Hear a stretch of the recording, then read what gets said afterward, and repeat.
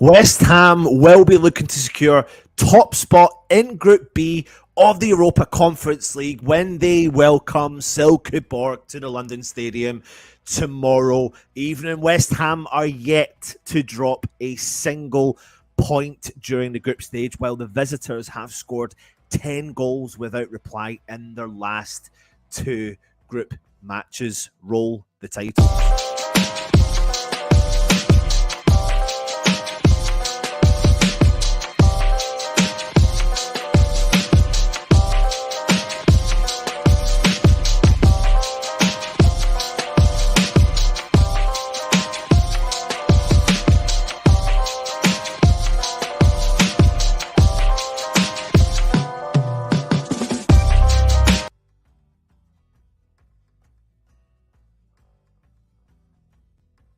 Now, thank you everyone for joining us this afternoon. Keep your comments coming in. We will engage with them. Hopefully, we'll have a couple of guests coming on in a few minutes' time. If you are new around here, please do hit that cheeky subscribe button. We're on the march towards 20,000 subscribers. As you can see there's a bell notification. If you click that bell notification, that will notify you when our shows do go live. Now, after failing to come out on top in the Premier League away games against Southampton and Liverpool, we return to winning ways with a 2-0 victory at home against Bournemouth on Monday evening.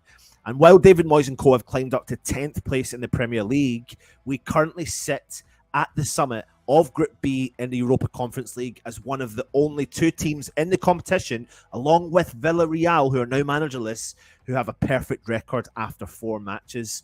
We booked our places in the knockout rounds last time out, courtesy from a 2-1 home win over Anderlecht. And while West Ham will be confident of securing a 6th successive home win on Thursday, we do have to be wary of Silkeborg and what they are likely to pose. Now, the situation with West Ham is that we have currently qualified for the last 32, but as long as we better the result against Silkeborg, and we are playing Silkeborg, then we qualify automatically for the last 16, and that is what we want to do. It means then the last game in the league situation in the conference doesn't become worthy of anything. It would be good to give different players and a lot of the younger players a run out like we did in the Europa League last time round.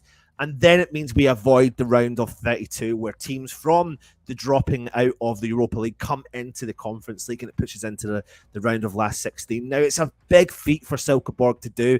Beat West Ham, and it goes down to the last game of the league conference. But let's just hope West Ham can do a job. We can't underestimate what Silkeborg can do. We'll come on to them in a second. Now, competing in the European competition for the first time since 2001 and 2002 UEFA Cup, Silkeborg have made a notable impression in Group B of the Europa Conference League, and they remain in contention to qualify for the knockout rounds. Bless me, sneezing. Live telly. Apologies for that. The Danish side have won 2 of their first 4 group games, thrashing Steaua Bucharest, FCSB 5-0. Yes, you have heard me correct. 5-0 in both their home and away games. Goals from Sebastian Jorgensen, who we do need to keep an eye on, who we did see the last time out as well. Kasper Kusk and Anders Klinge scoring twice, each across both of those fixtures. Now, their head coach is Kent Nielsen, who played for Aston Villa between 1989 and 1991, and he sees his side sitting second in Group B, and a surprise triumph over West Ham on Thursday would be enough to seal their place at the knockout stages if third place Anderlecht were to fail to beat FCSB. Now, Silkeborg would need to improve on their form on the road if they wishes to succeed in London, as they have only won 4 of the last 12 away matches across all competitions. And the Danish side has suffered defeat in the most recent away game against Horsens, losing 3-2 on Sunday, conceding a 92nd minute penalty. Now, let me show you the recent form since they have played West Ham. This has been all their games since they have played West Ham. The bounce back game after we beat them, they got beat 3-2 in the league. They then won in the Danish Cup third round. They won in the league again against Horsens 2-1. That's when they started the thrashing of Steaua Bucharest. They drew in the league. They thrashed out Steaua Bucharest again, home and away. They drew in the league and then got beat last time out. So their form is extremely up and down. This is their current league standings in the Danish league. They sit fourth with 21 points. Only a few points really from top place, but look at the gap down the bottom. You lose a game and all the other teams win, you drop dramatically, a little bit like the same situation that West Ham find ourselves in. Now, a player that we've been talking about relentlessly over the last few weeks and months, etc., is Said Benrahma, and he has recently admitted that he's found his time at West Ham and under David Moyes a little bit tough. But one particular teammate has been helping him. Now, he's definitely divided much opinion since his arrival from Brentford a few summers ago. And I wouldn't be surprised if he's divided your opinion right now, who is watching live. Now, Moyes has always taken a hard line, taskmaster approach at managing Benny, and the pair had a touchline row, you could say, just a bit of a disagreement. When he was asking, why me, when he was substituted against Newcastle last season. And the winger's lack of West Ham game, technically you could say, has maybe cost his position for his international team in Algeria. And last week, it did emerge that Benrahma is statistically the best playmaker outside of the top six teams. Now, he really had the bit between his teeth in his recent performances, and calls had been growing for him to get a run of games, especially in the Premier League. And Moyes didn't really do that, but did hand him a start against Bournemouth. And he was a constant menace, probing away at Bournemouth at their defence before scoring a very good penalty late on in the 2-0 win. So I've heard people saying there was no end product at the end of what Benny did, but he did cause them a lot of problems and pull players away. And he was getting himself involved. And you want your playmakers to have a bit of fun when they're playing in that, getting the ball into the box, consistency that will through time lead to him hopefully performing a lot better. Now, Moyes did praise Benrahma after his performance against Bournemouth. Keep your comments coming in, by the way, because I will jump into them in a second. But Moyes did praise his performance against Bournemouth in the week, and he said, and he also, a bit of criticism, he likes to add the criticism as well. He actually said, let's be fair and honest, Saeed has not shown us enough of what he can do, but tonight he did, and I'm really pleased. He said last year he got 6 or 7 goals and 6 or 7 assists, but his game has to be more consistent. I keep telling him good pass or good finish. He has to hit the target more often than he creates himself opportunities. But I thought tonight he played well. And the manager does have a point. Benrahma has too often been stuck in that kind of inconsistency cycle. 1 minute he's up, the next minute he's down. He doesn't have a good game, but he creates 2 assists. And he has a tendency to play well as a substitute, and sometimes maybe flatters to deceive when he starts a game, resulting in a return to the bench.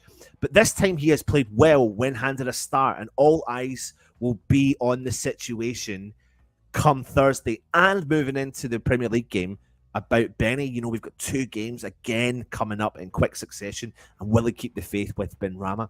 For me, I wouldn't be surprised if Benrahma starts the game. I think it's vital that he keeps up momentum. It is vital. The last thing you want to do is when your player is engaging at that level and playing that well and being exciting, is to drop him and rest him. It doesn't work for players like him. I think he needs to keep consistency and play. And David Moyes and Benny, of course, have had a bit of a edgy relationship, but Benrahma admitted that the treatment at West Ham has been a bit tough, but people have been helping him at the club, and he thanked who he called his brother Kurt Zouma for helping him through his battles when he came back into the starting 11. And he told the West Ham website, it's good, I've been waiting for this, I've worked hard to get back into the starting lineup, and it paid off tonight. I played the full 90 minutes, got the score sheet, my legs felt good, it's really great for my confidence. I'm happy because it's not easy. Tonight I had to find my confidence, but I worked hard and was able to respond on the pitch. He said, that's it in terms of rhythm. I tried to do my best with the time on the pitch to give the best performances I can, to try and be in the starting 11 as much as possible. Every minute counts for me. I always try to give every minute I play. Every time I come on as a sub, I hope to be part of the starting 11 because it feels great to play. Kurt is my brother. He's a guy who every day pushes me. He scored tonight, so I'm extremely pleased for him. He's my brother. He's someone I love very much. He really is my brother. He encourages me. He gives me strength. He always keeps telling me what I'm capable of. I've thanked him many times for his daily support. So Kurt as a brother gives me a lot of love. He encourages me just by talking. He boosts my morale. I've gone through some difficult moments, but thankfully he's always been there. He has given us the messages there for us to see. He has been struggling. He is a confidence player, and he's admitting it. And there's nothing wrong with him admitting that. And I like that. I love when a player has the audacity, the confidence to come out and tell you exactly where he's at. I want Benny to succeed so much at West Ham. He is the player I want to succeed so much at West Ham because we know what he is capable of doing. And when he plays well, he's unplayable. But when he drops in his confidence, it's a bit frustrating to watch. But for me, the key is you play. You keep playing until that confidence drops. It doesn't matter really that we're playing in the Conference League. And I think he needs that consistency. He likes European football as well. And that will do him the world of good leading into the Premier League. He is more than capable of stepping up to play these games week in and week out. A little bit like Jared Bowen. I've been seeing some comments from people inside the club saying that he is one of the fittest at the club. He came back to pre-season really fit, and he kept rolling at that same standard throughout the season as the current season is. So a lot of people are really delighted that he's getting his just rewards, and he has been effective this season. He absolutely has been effective.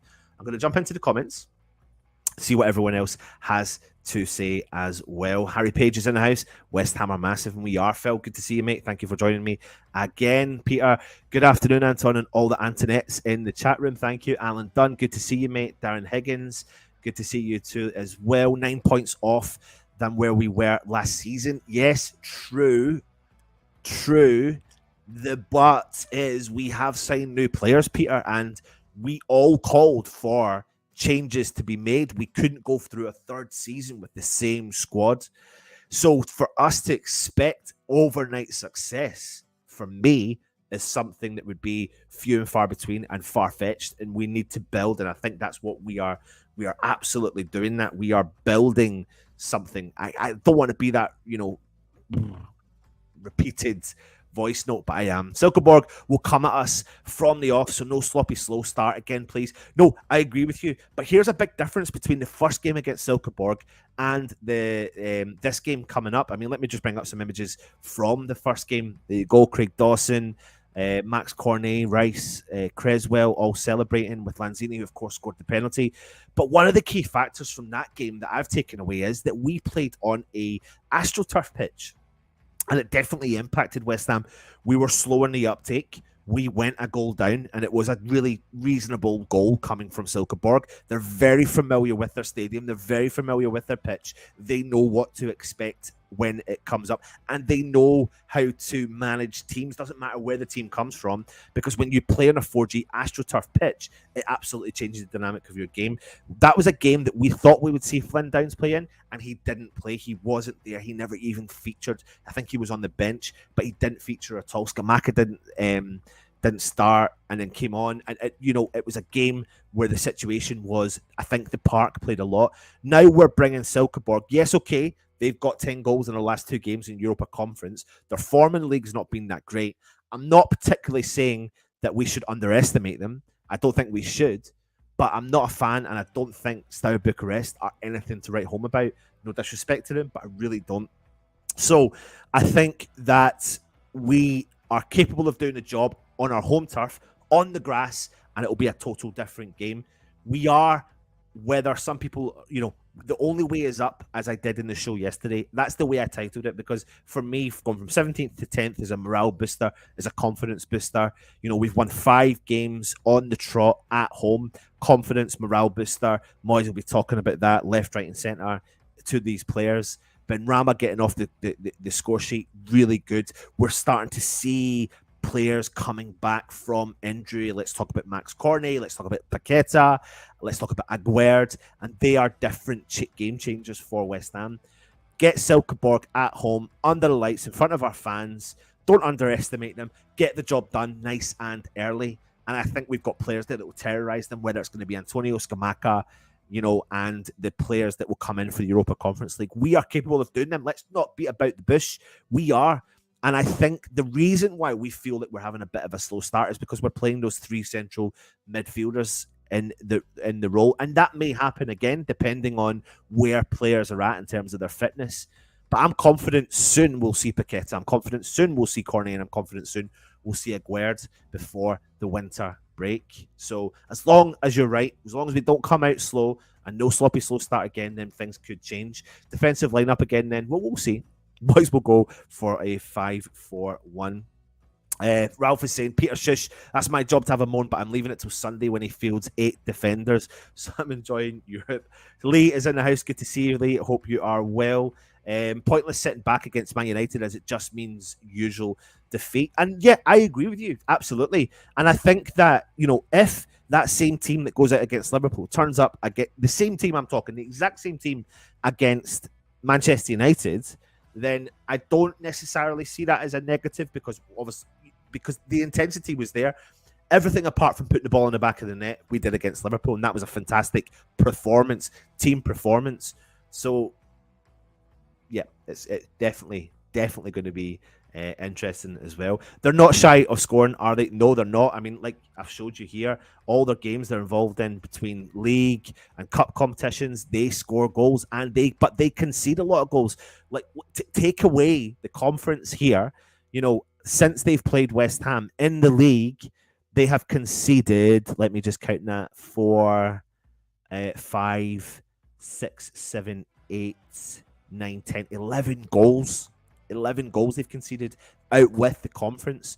And that is in 1, 2, 3, 4, 5. 11 goals in 5 games. A lot of goals to concede in such a short space of time for them as well. So we can definitely get at them. Absolutely. I've no ifs or buts about it. Where are we? Lee, do you think Jesse's out the door soon? I know loads of people talking about that at Leeds, didn't they? Why didn't Benny dye his beard too? Good question for you. Paqueta likely to play on Sunday, not tomorrow. I just wouldn't be surprised, Peter, if you see some of these players feature, because if they've not featured for a couple of weeks, they're going to want to get something on the board. I don't necessarily see it as a risk. We've seen Moyes utilise the full squad in this cup competition, but we'll have to wait and see, won't we?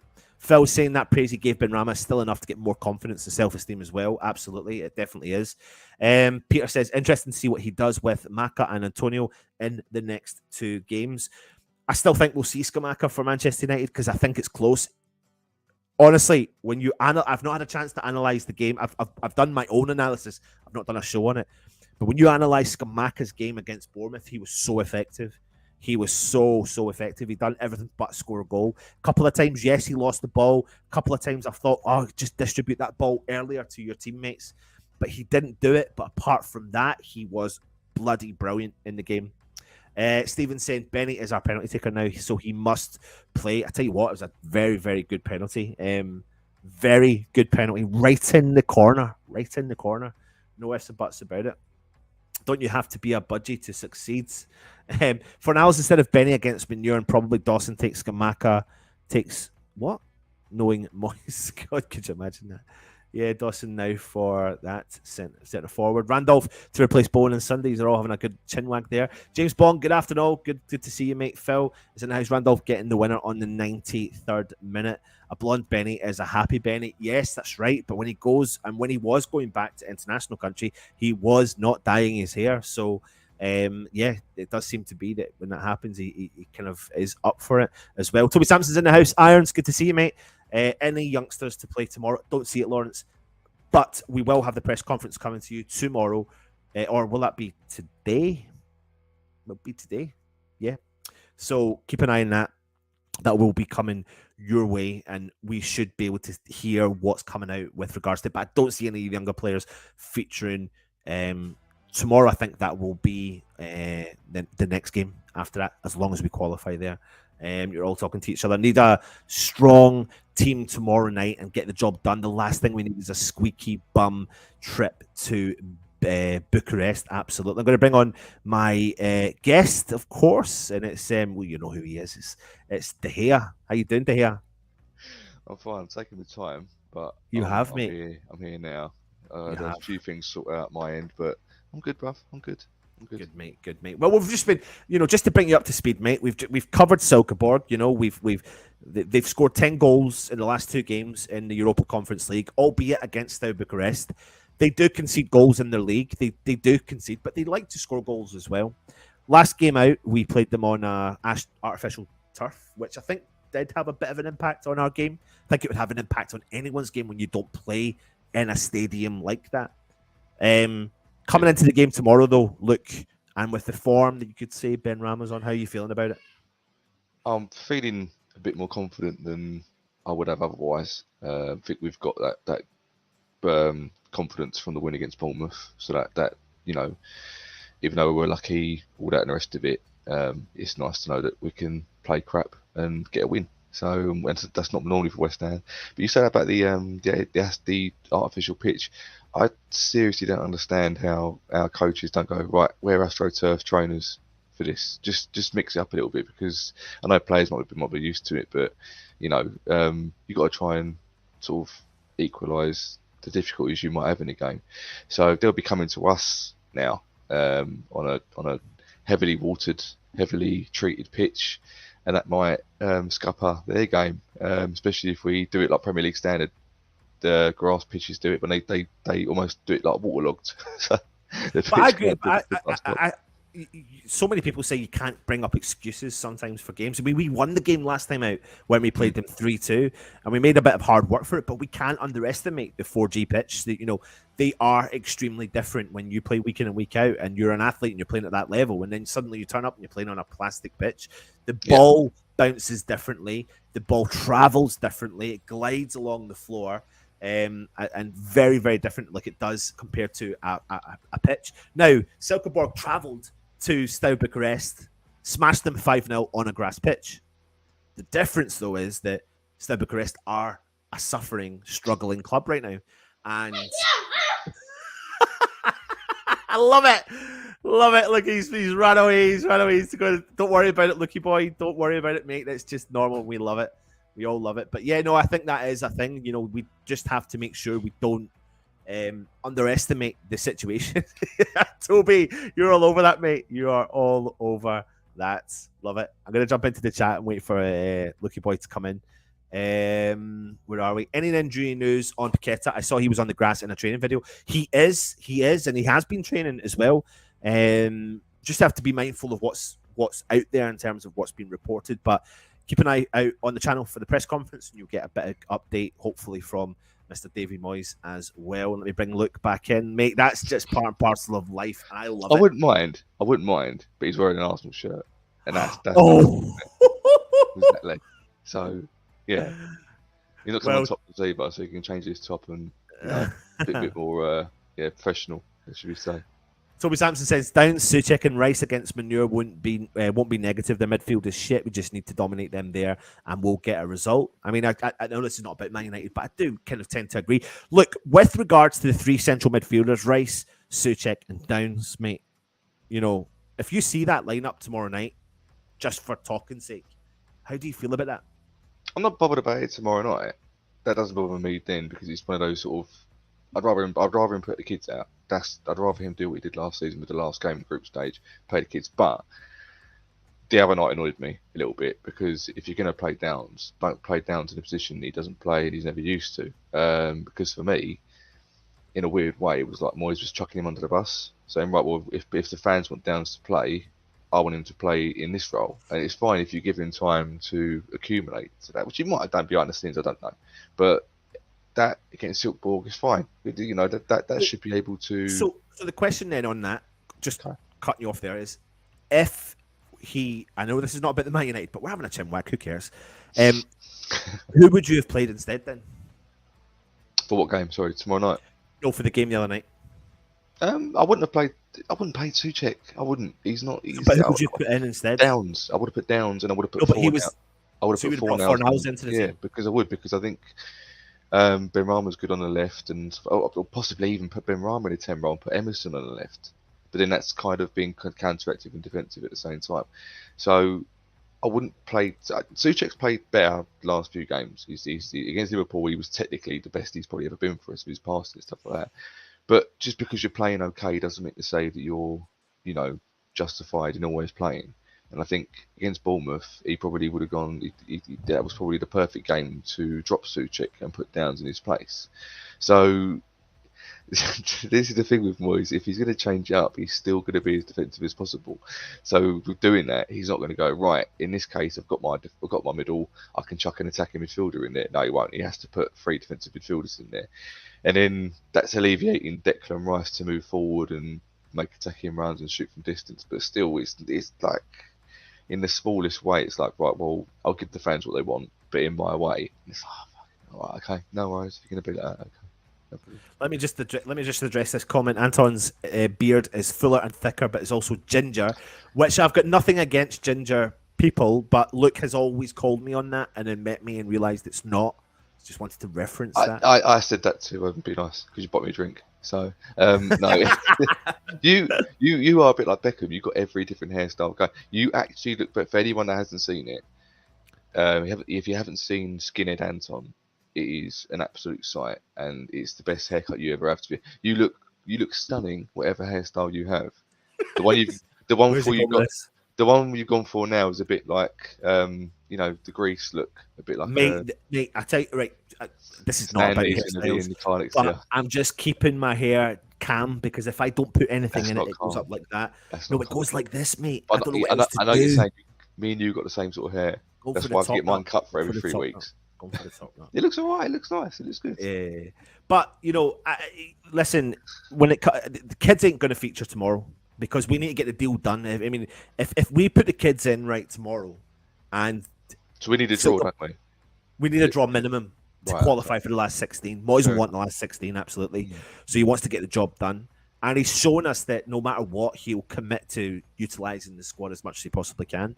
I think if players are there or thereabouts, we may see a couple of players feature that we may not expect. We may see a couple of players sit on the bench. If Paqueta's there, if Cornet's there, even if Aguerd could be on the bench, you just don't know. Don't think he'll play. No, I don't think he'll play. Paqueta won't be playing before the World Cup. Just to let everyone know, in my opinion, he won't do. But that's a side note. I don't agree. But anyway. We had this chat last night about Matt had found Luke found an article, and it wasn't an article, it was a post, but I think the person who read the post had read an old article. Yeah, it might have been. Yeah. I think it was that. Anyway, sorry. Game tomorrow though, mate. Big in the West Ham history. Let's get the job done, mate. Let's get the points over the line. Let's qualify for the last 16. Put the competition to bed till March. And move on to Manchester United. I'll be interested to see how people react to tomorrow night, because for the last 2 home games we've had, fans have been complaining that the game's been really boring. So the last conference game we had, when we won, I can't remember last. I think it was when Antonio come on and scored and stuff like that. I can't remember where it was now, but it was fresh memory. But both games, I think the last 2 games, not including the Premier League, but we've got the Bournemouth game and the last Conference League game. Both been boring games, both got the result. And I'm here, by the way, don't worry. Yeah, that's right. Yeah, that's good. It's fine. You look better that way. But both games, people have said that the football hasn't been particularly exciting, but we still got the result. Yeah. That's the most non-West Ham thing to ever happen to me since I've been supporting them. So how do people feel about that tomorrow night? Do they feel that if Moyes is going, look, this is classic Moyes in the dressing room, by the way, lads, we could go and get the win, but we don't need the win. Let's go and get the draw, and let's just go home, put our feet up, and get ready to draw at best against Man United on Sunday.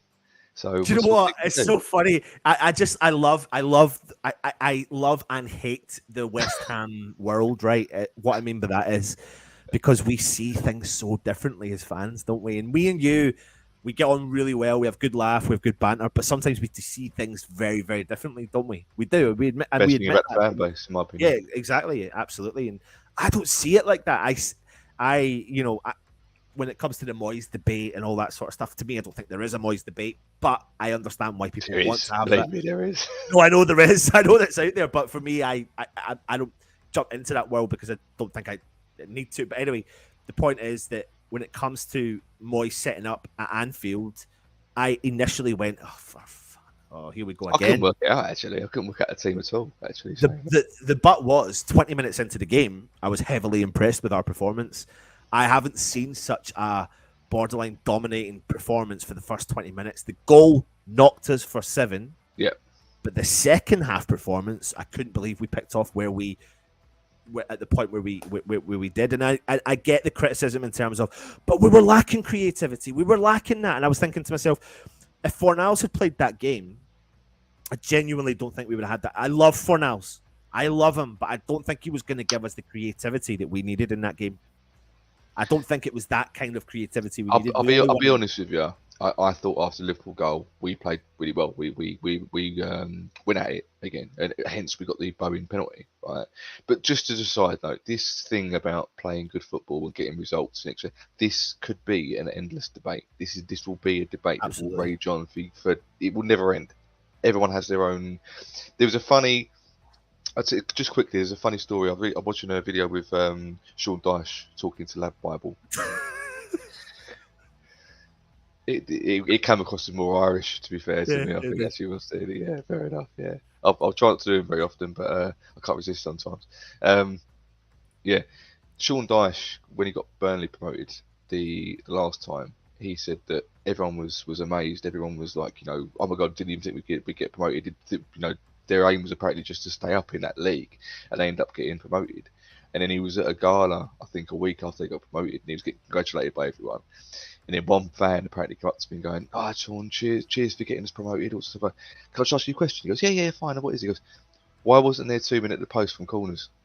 And he was just like, it just proved to him that everyone's going around praising him, saying it's amazing promotion, fantastic, and one bloke's still like, "Yeah, I wasn't happy with the tactics from that position." It was like, it's just amazing that you're never going to please everyone. It's this. I just found it quite funny. No, you're right. No, you never are. You really are not. And I think hindsight's a wonderful thing, and I think there's always going to be two sides to every story, and that's what makes football, I suppose, at the end of the day. Listen, we're not going to be on for much longer, but thoughts ahead of the game tomorrow, Luke, and then your predictions. It'll be quite an interesting game, depending on who he puts out. Moyes tends to be a bit predictable and unpredictable at the same time. I wouldn't really want to see that same three of Downs, Rice, and Suchik. I'd like to see him play someone else. Doesn't have to be a kid, but can be someone that doesn't normally get any game time or gets pulled off quite. We'll play. Won't play. I don't think we'll play expansive, interesting football. We'll just go in to get the job done. If it has to be by a 90th minute penalty, it has to be by a 90th minute penalty. I'll be watching it because I've got time off work now, and yeah. So I'm hoping for. Let's not get too many shocks. Let's not go 1-0 down. Hopefully the people that are going there for the game, they get a nice watch, and we get 1 or 2 kids. I'd like to see 1 or 2 youth players come in and have a game. Maybe that's my one hope. But just go in there, get the job. This is the game where you do go in there and get the job done. Not in the Premier League. You want to see a bit more excitement in the Premier League. Go here. But yeah, no, it's get in, get the job done. I think the funny thing is, when it comes to that. The Liverpool game, we're very unlucky to walk away with not a point. Southampton game, we're very lucky not to walk away with 3. The Chelsea game, we're very lucky to not walk away with something in that. You pick up those 4 extra points and add that to the current tally right now, and it's a little bit different to what this current situation is. But we are 10th, and we are only a few more points away from 6th place. But equally, we are a few points away from the relegation zone. The league is a little bit like that. So there's a big one, isn't it, for that? So. Yeah. Yeah, absolutely. So on the basis of that, then, Luke, give me your predictions. And everyone in the chat, give me your predictions. Okay, well, I had my accumulator saying 4-1 on Monday night because we beat them 4-0 in Moyes' first game in charge of us, back again after that stint. So I'm going to go for 4-1 again because I think Ariola's a fantastic keeper on his day, but it's West Ham and I can always see us conceded a goal or 2. But I think we'll take it to him. And we'll, depending on who's starting, I think it'll be goals galore. We're not Bucharest, so I can't see Silkeborg scoring about 8 goals against us in 2 games. So, yeah, 4-1 to me. I've got to completely agree with you on that, mate. And again, it's about trying to make sure that I don't overestimate but underestimate our opposition. I think the game against them on their home turf is going to be very different to the game that we're going to play on our home turf because of the pitch. I think we are, with respect, not Bucharest, with respect. So, but when you're a free-scoring team, I can't deny they played some nice football when we played them the last time. They did. They held the ball well. Again, that could be down to their park and their pitch. but I think we've got enough in our tank to get the job done. And I can see us conceding, but I can see us outscoring them. So I'm going to go 3-1 West Ham as well. Not over the top positive, but just keeping myself a little bit reserved there. But 3-1 West Ham. I'll jump into the comments in a second. Loads of people asking about the recent, just like, where's Jamal Baptiste? It's a good question. I don't really know where Jamal Baptiste is. This time last year, we were all. No, I don't. He's not gone out on loan. No. So I need to. I haven't. What we haven't done is give you a kind of update on the under-23s. So we'll try and do that in due course over the next couple of days. Really.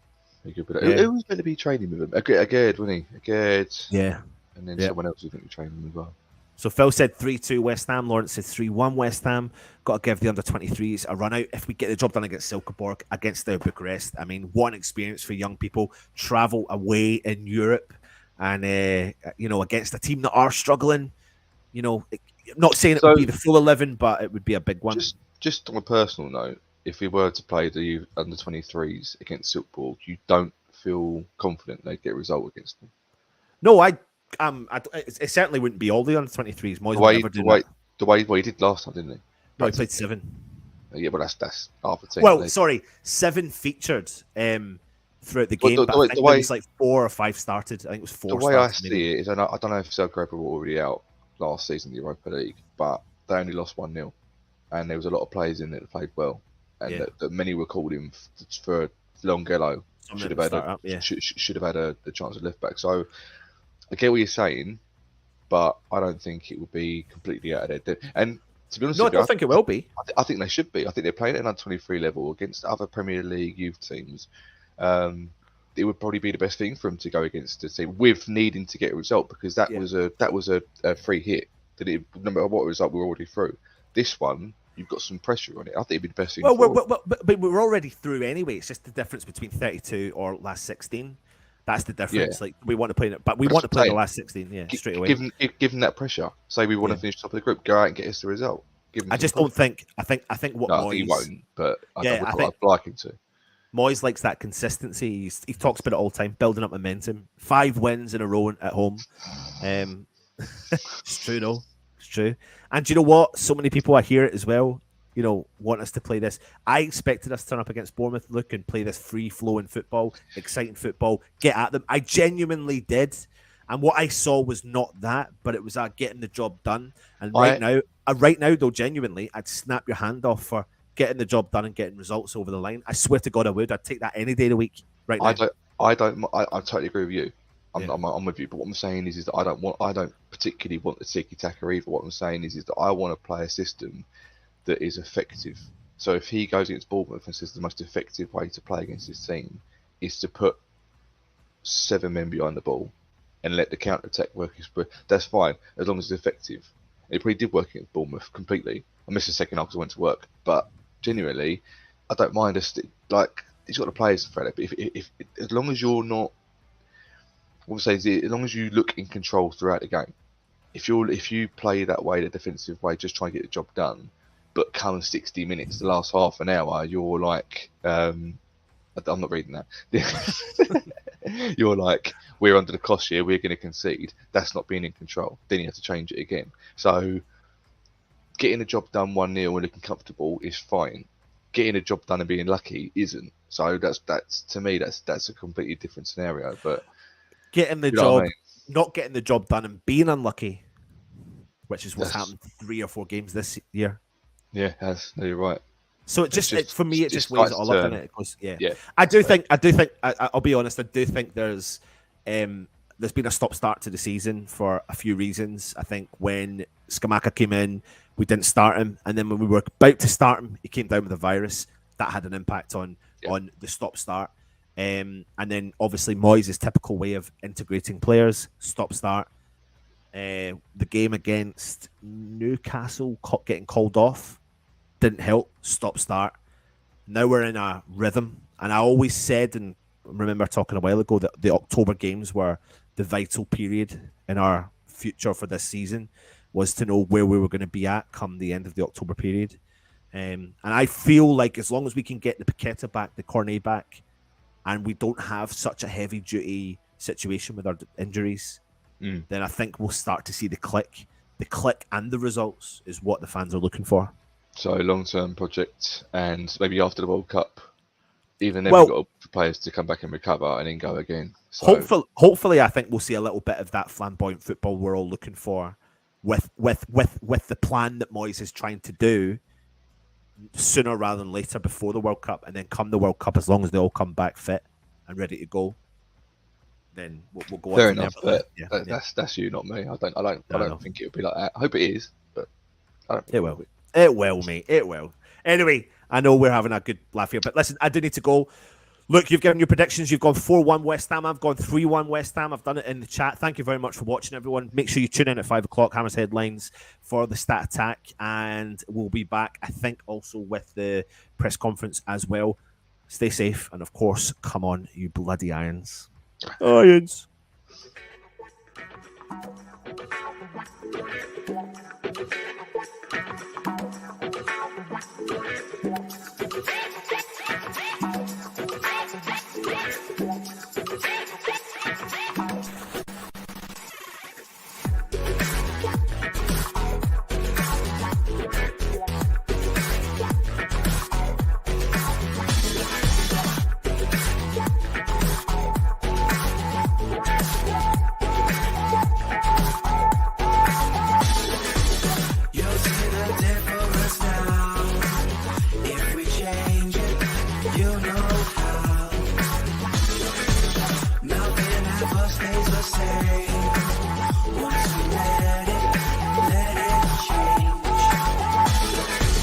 It's like a family tree.